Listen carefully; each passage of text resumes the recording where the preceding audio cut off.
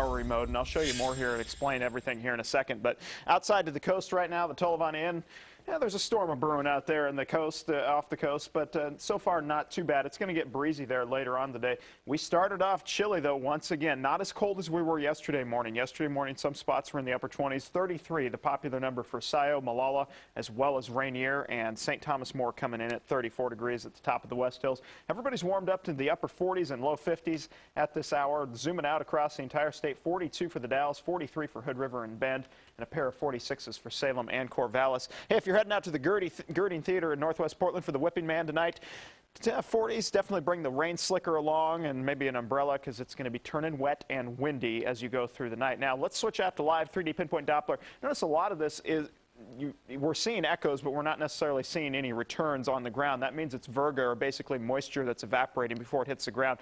That's going to change, though. We'll see those showers increase as we go into this afternoon.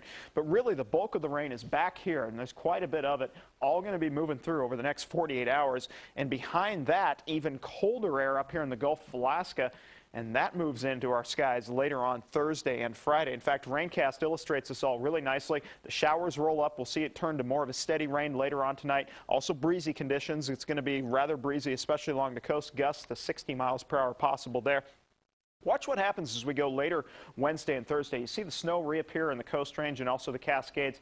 I suspect the snow level on Thursday morning is going to be around 1,000 feet. And then as we go into Friday morning, it comes even lower, but by then we're running out of moisture. So if you're in your typical spot, say out towards Vernonia, the hills above Scappoose and St. Helens, you could see some snow, especially on Friday morning if you get under the right shower. I'm not expecting anything in the way of accumulation, even here in the Metro Hills. But as I said, if you're in the right spot, you could definitely see it. Snow level 500 to 1,000 feet Thursday and Friday morning, and gusts of 30 to 40 miles per hour possible tonight in the valley. Meanwhile, gusts to 60 possible along the coast. Rain developing and increasing as we go throughout the afternoon. Lows tonight will be in the 40s, so no worries of any snow threat tonight. Clouds increase, breezy areas. Could see a few showers fire up this afternoon and then turning wet tonight. For the gorge, rain develops and increases.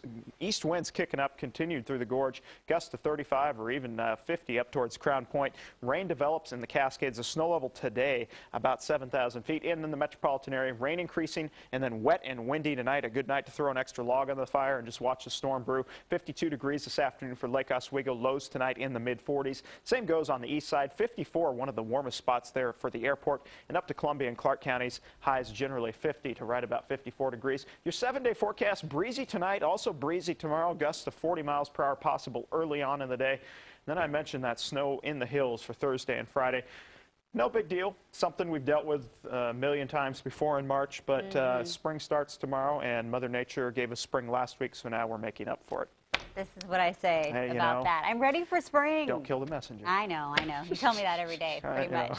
Hey,